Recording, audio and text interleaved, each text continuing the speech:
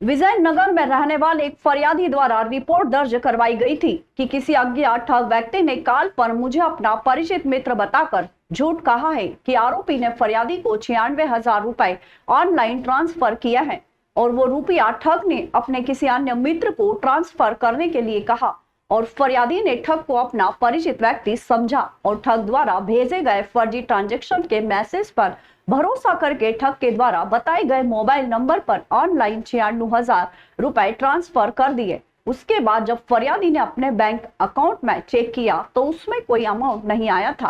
फर्जी transaction message के धोखे में आकर ऑनलाइन ठगी का शिकार हो गया।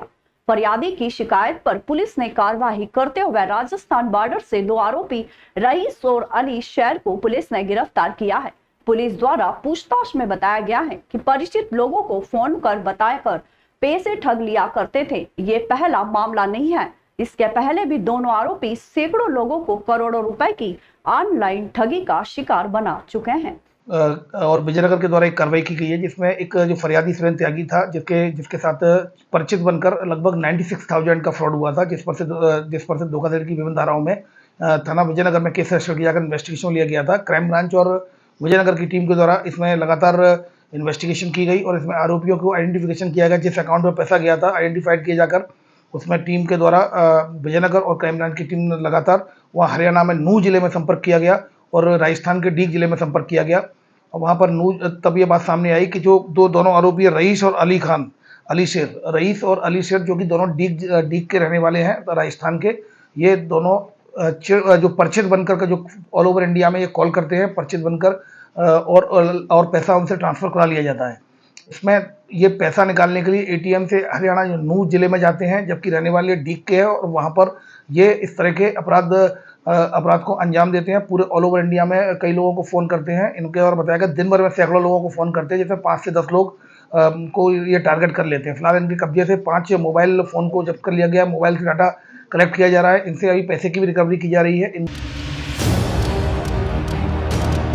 नलखेड़ा अखिल भारतीय विद्यार्थी परिषद नगर इकाई द्वारा सरदार वल्लभ भाई पटेल शासकीय महाविद्यालय में 8 जून 2024 विक्रम यूनिवर्सिटी के बीए व बीएससी की परीक्षा तथा Makhanlal Chaturvedi university DCI computer course का पेपर एक ही तारीख पर होने के कारण विद्यार्थियों को नगर से 35 किलोमीटर दूर जिला केंद्र पर कंप्यूटर कोर्स की परीक्षा का केंद्र है, जिसके कारण विद्यार्थियों को परेशानियों का सामना करना पड़ रहा है, जिसको लेकर अखिल भारतीय विद्यार्थी परिषद नगर इकाई नलखेड़ा द्वारा सरदार वल्लभ भाई पटेल शासकीय महाविद्यालय नलखेड़ा में 7 दिन पहले ज्ञापन सौंपा गया था, जिसका जवाब नहीं आने पर शुक्रवार को महाविद्यालय में तालाबंदी प्रदर्शन किया। इसके बाद भी यूनिवर्सिटी द्वारा कोई संदेश नहीं दिया गया। महाविद्यालय के प्राचार्य द्वारा आश्वासन दिया गया है कि हमने आपकी बात पहुंचाई है, हमें जब जवाब आएगा हम आपको सूचित कर देंगे। उसी के साथ माखनलाल चतुर्वेदी यूनिवर्सिटी का डीसीए का पेपर है जो कि सेम डेट पे आ रहा है। एक का समय 7 से 10 है और एक का 9 से 12। तो छात्र एक पेपर आगर में हो रहा है और एक नीलखेड़ा में हो रहा है। तो छात्रों को आगर और नीलखेड़ा के बीच जो 35 किलोमीटर की दूरी है, इतनी गर्मी में कैसे वो कर पाएंगे? इस फैसले के यूनिवर्सिटी और इस टाइम टेबल के विरोध में अखिल भारतीय विद्यार्थी परिषद नगर इकाई नलखेड़ा द्वारा आज इस कॉलेज पर 1 बजे से 4 बजे तक अभी तक ताला हमने लगा रखा है और हम तालाबंदी करके प्रदर्शन कर रहे हैं। इतनी गर्मी में, इतनी तपती धूप में हमारे कार्यकर्ता यहाँ पे 4 घंटे से बैठे हुए हैं, जिस कारण से कि हम ये लड़ाई छात्र हित की हमेशा लड़ेंगे और सदैव लड़ते रहेंगे। जब तक इस एग्जाम का टाइम टेबल चेंज नहीं होगा, जब तक विद्यार्थी परिषद का प्रत्येक कार्यकर्ता ना गर्मी देखेगा, ना सर्दी देखेगा, ना धूप देखेगा, ना छाव देखेगा, यहीं बैठा रहेगा, यही ताला लगा के आज चले जाएंगे, कल सुबह इस कॉलेज खुलने से पहले फिर यहाँ पे आएंगे और फिर यहाँ ताला लगाएंगे। जब तक ये टाइम टेबल चेंज नहीं होता, जब तक हम ताला लगाएंगे। नगर से 3 किलोमीटर दूर धार रोड पर पटेल पंप के समीप आज 6 जून गुरुवार की दोपहर लगभग 2 बजे ग्राम गुलाटी के रहने वाले 40 वर्षीय युवक पवन राठौर पैदल सड़क पर जा रहे थे। तभी लुन्हेनार से मनावर की तरफ तेज गति से आ रहे अज्ञात वाहन ने मृतक पवन को जोरदार टक्कर मारने और सर पर गंभीर चोट लगने के कारण घटनास्थल पर ही मौत हो गई। घटना की जानकारी मिलते ही मनावर थाना उप निरीक्षक राजेश हाड़ा दलबल के साथ मौके पर पहुंचे और मृतक की लाश को पोस्टमार्टम के लिए मनावर सिविल अस्पताल भेजा गया। घटना स्थल के दोनों तरफ वाहनों की लंबी कतारें लग गई। मनावर पुलिस ने मामले की जांच कर विवेचना में लिया है। मृतक का सरकारी डॉक्टर ने दोपहर 3:30 पर पोस्टमार्टम कर शव परिजनों को सौंप दिया गया है। धार कलेक्टर प्रियंका मिश्र के आदेशानुसार एवं सहायक आबकारी आयुक्त जिला धार विक्रमदीप सांगर के मार्गदर्शन एवं सहायक जिला आबकारी अधिकारी नानू राम अलावा के नेतृत्व में आबकारी उप निरीक्षक एकता सोनकर एवं टीम के द्वारा अवैध मदिरा के विरुद्ध चलाए जा रहे हैं विशेष अभियान में वृत्त मनावर में कालाभाटा, गुलाटी, जैतपुर, मिर्जापुर, बीकानेर आदि क्षेत्रों में दबिश कर मध्य प्रदेश आबकारी अधिनियम 1915 की धारा में 34 के तहत 1 प्रकरण एवं 34 के तहत 4 प्रकरण दर्ज कर 110 लीटर हाथ भट्टी मदिरा एवं 5400 किलोग्राम महुआ लाहन जब्त किया गया। उपरोक्त कार्यवाही आबकारी उप निरीक्षक एकता सोनकर, श्रीमती रीनू भेंडे, प्रीति नरगावे, राजेंद्र चौहान, मनावर कुक्षी, गंधवानी के आरक्षक और मुख्य आरक्षकों द्वारा की गई। इंदौर के अधिकांश इलाकों में पानी की किल्लत देखने को मिल रही है। नर्मदा टंकियों से पूरी क्षमता से पानी वितरण नहीं हो पा रहा है। टंकियां 2 से 2.5 मीटर ही भरा पा रही है, क्योंकि नर्मदा तीसरे चरण से 27 नई टंकियों को जोड़ दिया है।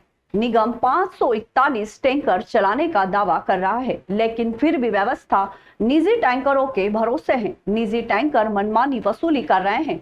कोई 1500 तो कोई 2000 तक में टैंकर से पानी बेच रहा है। फिलहाल स्थिति यह है कि इंदौर में तालाबों का जल स्तर कम होने लगा है। नगर निगम वर्षों से शहर में 2 दिन में एक बार जल वितरण कर रहा है। कई क्षेत्रों से कम दबाव से पानी सप्लाई की शिकायतें भी बढ़ने लगी है। दरअसल शहर का 75% इलाका नर्मदा के पानी के भरोसे है। पिछले 1 महीने में 4 बार पंपों में खराबी आने के कारण शहर की जलापूर्ति व्यवस्था प्रभावित हुई है और शहर वासियों को जल संकट का सामना करना पड़ा है। शहर में नर्मदा से 500 ml पानी आता है, लेकिन पंपों की खराबी के कारण टंकियां पूरी नहीं भर पा रही है और नल कम दबाव से आ रहे हैं। वहीं जवाबदार अपने पुराने दावे पर ही कायम है। देखिए मैं वो बताना चाहूँगा कि जो पिछले समय में हमारी ये टंकियाँ नई निर्मित होकर आई हैं, तो कई सारा पानी वहाँ भी चूँकि उनको भरने में भी डाइवर्ट होता है, तो कुछ पानी हमारे पास ज़रूर कमी आ रही है। लेकिन हम लोगों ने इसको एक प्लान बनाया है कि सभी जगहों पर पर्याप्त पानी मिले और टाइम पे मिले। ये भी होता है कि भाई नौकरी पे जाने वाला व्यक्ति सुबह काम पे जाता है, उसके पहले हम लोग प्रयास करते हैं कि सप्लाई का पानी मिल जाए उनको। तो इसके लिए कार्य योजना बनाई है। धीरे धीरे इसका समाधान भी हो रहा है। अभी बीच में चूँकि हमारे कुछ पंप्स में दिक्कत आ गई थी, जिसके कारण थोड़ी बाधित हुई थी, बट इसी स्ट्रेटेजी हम लोग काम कर रहे हैं और हम लोग पूरा प्रयास कर रहे हैं कि हमारे नागरिकों को पानी मिले। कुछ जगहों पर गैप फिलिंग के रूप में हमारे टैंकर्स भी काम कर रहे हैं। हम उनके माध्यम से भी जल प्रदाय करने का काम कर रहे हैं। उज्जैन जिले में जल गंगा संवर्धन अभियान आगामी 16 जून तक चलाया जाएगा। इसके तहत जिले के तालाबों, चेक डैम, स्टॉर्म डैम, बावड़ियों, सार्वजनिक उपयोगी कुओं के गहरीकरण और मरम्मत के लिए आवश्यक गतिविधियां जन सहयोग के माध्यम से की जा रही है। कलेक्टर नीरज कुमार सिंह के निर्देशन में गत 5 जून से जिले में अभियान के तहत गतिविधियां प्रारंभ हो गई है। उल्लेखनीय है कि अभियान के दौरान जिले के 226 तालाबों में जीर्णोद्वार, गहरीकरण और मरम्मत का कार्य किया जाएगा, जिनमें से 106 तालाबों का गहरीकरण कार्य प्रारंभ हो चुका है, जबकि 14 तालाबों के कैचमेंट क्षेत्र में अवरोध और अतिक्रमण हटाने का कार्य भी किया जा रहा है। चेक डैम व स्टॉप डैम के जीर्णोद्वार, गहरीकरण की यदि बात की जाए तो उज्जैन जिले के 376 चेक डैम और स्टॉप डैम में जीर्णोद्वार, गहरीकरण और मरम्मत की जाएगी, जिनमें से 71 चेक डैम और स्टॉप डैम में अतिक्रमण हटाने का काम वर्तमान में किया जा रहा है। साथ ही 86 चेक डैम और स्टॉप डैम के गहरीकरण का कार्य चल रहा है। जिले में स्थित बावड़ियों और सार्वजनिक उपयोग के कुओं में जन सहयोग से गाद और कचरा निष्कासन तथा साफ सफाई का भी काम अभियान के तहत सतत कार्य किया जा रहा है। जिले में 113 बावड़ियां हैं, जिनमें गहरीकरण और मरम्मत का कार्य किया जाएगा। जन सहयोग से 32 बावड़ियों में गाद और कचरा निष्कासन तथा साफ सफाई का काम वर्तमान में चल रहा है। जिले की 27 ग्राम पंचायतों में ये काम किया जा रहा है। इंदौर नगर पालिका निगम जल्द ही खतरनाक घोषित किए गए भवनों को ध्वस्त करने की कार्रवाई शुरू करेगा। दरअसल निगम हर साल बारिश से पहले खतरनाक भवनों की सूची तैयार करता है, जिसे अलग अलग श्रेणी में तैयार किया जाता है। खतरनाक भवन के अलावा अति खतरनाक घोषित मकानों की सूची भी तैयार की जाती है। कार्यवाही की शुरुआत में अति खतरनाक घोषित मकानों को हटाया जाएगा। नगर निगम ने इस साल 115 से अधिक खतरनाक भवनों की सूची तैयार की है। नगर निगम के आयुक्त शिवम वर्मा के मुताबिक जल्द ही जर्जर भवनों को गिराने की कार्रवाई शुरू कर दी जाएगी। जी हाँ, एक्चुअली सूची तैयार कर ली है। इसके लिए पूर्व में ही सभी बिल्डिंग अधिकारियों को निर्देश दिए गए थे, जिनके द्वारा सूची तैयार कर दी गई है। नोटिस भी जारी किए जा रहे हैं और हम ये सारे कार्य मतलब बारिश के पूर्व कर लेंगे। महाकाल लोक में स्थित मानसरोवर भवन प्रथम तल प्रोटोकॉल ऑफिस के समीप महाकालेश्वर मंदिर में प्रबंध समिति द्वारा 10 बेड के चिकित्सालय का संचालन किया जाता है। महाकालेश्वर मंदिर प्रबंध समिति के प्राथमिक उपचार केंद्र के लिए अशोक माचीवाल व खंडेलवाल आनंद परिषद उज्जैन द्वारा एक ECG मशीन दान की गई। मंदिर प्रबंध समिति के सहायक प्रशासक मूलचंद जुनवाल द्वारा दानदाता का सम्मान कर विधिवत रसीद प्रदान की गई। इस अवसर पर डॉक्टर देवेंद्र परमार, दिलीप उपाध्याय, अशोक खंडेलवाल, धर्मेंद्र गुप्ता आदि उपस्थित थे। महाकालेश्वर मंदिर प्रबंध समिति के अध्यक्ष एवं कलेक्टर नीरज कुमार सिंह के निर्देशानुसार प्रशासक मृणाल मीणा के मार्गदर्शन में पूर्व में भी हृदय रोग विशेषज्ञ डॉक्टर विजय गर्ग द्वारा महाकालेश्वर मंदिर में प्रतिदिन श्रद्धालुओं की बढ़ती संख्या को दृष्टिगत रखते हुए मंदिर में कार्यरत सभी स्टाफ को डॉक्टर के द्वारा पहुंचने के पूर्व आवश्यकता के अनुरूप व्यक्ति को CPR देकर किस प्रकार से उपचार किया जा सकता है, इसका प्रशिक्षण दिया गया। महाकालेश्वर मंदिर में यात्री से जो छोटा मोटा इलाज करा रहे हैं, उसी से प्रेरित होकर खंडेलवाल आनंद परिषद द्वारा आज एक ECG मशीन दान की गई है, ताकि यात्रियों को उसकी भी सुविधा मिल सके। इंदौर नगर पालिका निगम में इन दिनों कोई भी काम सही नहीं हो रहा है। दिसंबर में ही नगर पालिका निगम का पोर्टल हैक हो गया था, जो आज तक सही ढंग से शुरू नहीं हो पाया। ऐसे में निगम ने अपना नया पोर्टल शुरू किया है, लेकिन ये भी तकनीकी दिक्कतों से घिर गया है। नए पोर्टल से भी काम नहीं हो पा रहा है, जिसके कारण कर्मचारियों का वेतन और पेंशन अटक गई है। इस महीने की भी 7 तारीख हो गई है, लेकिन निगम कर्मचारियों को वेतन और पेंशन नहीं मिल सकी। ऐसे में कर्मचारियों ने निगम के अधिकारियों से मुलाकात की और उन्हें अपनी परेशानियों से अवगत करवाया। कर्मचारियों ने अधिकारियों को बताया कि कई लोग वेतन और पेंशन पर निर्भर है। ऐसे में उनके लिए दिक्कतें काफी बढ़ गई है। इसमें यह स्थिति है कि आज जो आदमी रिटायर हो जाता है, उसका सारा सिर्फ पेंशन होती है। अगर वो भी उसको इतनी लेट मिलेगी तो वो उसका परिवार कैसे चलाएगा। दूसरी बात, हम शिवम वर्मा जी को धन्यवाद देते हैं कि उन्होंने एक आदेश करा था कि 1 तारीख को सभी को वेतन हो जाए। आयुक्त महोदय को हमने धन्यवाद भी दिया था, और पहली बार निगम को ऐसे आयुक्त मिले थे और ऐसे मंत्री मिले थे जिनके आने से 1 तारीख को तनख्वाह मिलना शुरू हुई थी। पर दुर्भाग्य की बात है कि कुछ लोग नगर पालिका निगम की छवि बिगाड़ने के लिए तनख्वाह लेट कर रहे हैं। तो कहीं ना कहीं इससे ये प्रतीत होता है कि नगर निगम एक तरफ तो जो घोटाले हो रहे हैं उससे भी त्रस्त है, दूसरी ओर कर्मचारी को वेतन ना देके एक माहौल क्रिएट किया जा रहा है कि सरकार को बदनाम किया जाए और माननीय महापौर को बदनाम किया जाए।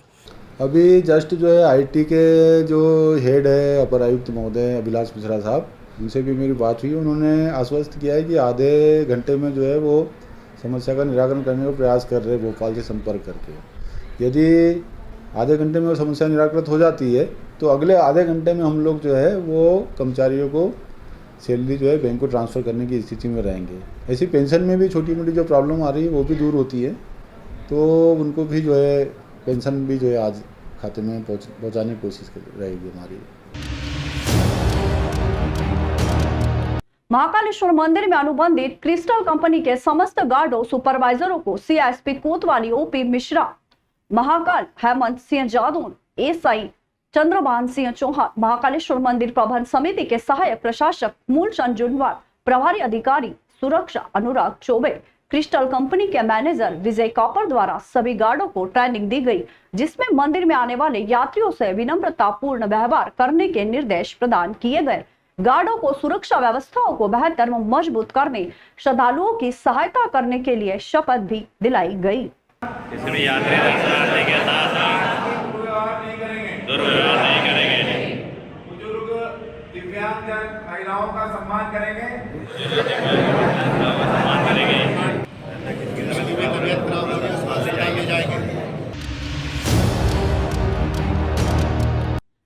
में भगवान शनिदेव का जन्मोत्सव धूमधाम से मनाया गया। इस अवसर पर शहर के धारवाड़ स्थित सिद्ध बाल हनुमान शनिदेव मंदिर में 11,000 दीपकों से मंदिर परिसर को जगमगाया गया। आज सुबह से ही मंदिर में भगवान शनिदेव के दर्शन के लिए भक्तों का तांता लगना शुरू हो गया। श्रद्धालुओं ने भगवान शनिदेव का पूजन अर्चन कर सुख शांति और समृद्धि की कामना की। मंदिर के महंत श्री 108 श्री भरतदास जी त्यागी महाराज ने बताया कि भगवान शनिदेव का विधि विधान से पूजन अर्चन करने से मानव शनि के दोष से मुक्त होता है। भगवान शनिदेव की भक्ति पूजा से वे प्रसन्न होकर अपने भक्तों को वैभव और समृद्धि प्रदान करते हैं। प्रति वर्षानुसार इस वर्ष भी शनि जयंती के अवसर पर रात्रि में मंदिर परिसर को 11,000 दीपकों से रोशन किया गया। श्रद्धालुओं द्वारा दीपकों से ओम स्वास्तिक, जय शनिदेव, जय बजरंग बली, जय श्री राम आदि की आकृति बनाई गई। वहीं 108 दीपकों से महाआरती कर महाप्रसादी का वितरण किया गया। शनि जयंती के पावन अवसर पर हजारों श्रद्धालुओं ने भगवान शनिदेव के दर्शन कर आशीर्वाद प्राप्त किया। मंदिर से जुड़े श्रद्धालुओं का सराहनीय सहयोग रहा। 1000 दीपक महाआरती 108 दीपक से और महाप्रसादी वितरण। मध्य प्रदेश उच्च न्यायालय खंडपीठ ग्वालियर के माननीय न्यायाधीश आनंद पाठक महाकालेश्वर भगवान की भस्मारती में सम्मिलित हुए। महाकालेश्वर मंदिर प्रबंध समिति की ओर से भस्मारती प्रभारी अधिकारी आशीष दुबे व उमेश पंड्या द्वारा माननीय न्यायाधीश पाठक का सम्मान किया गया।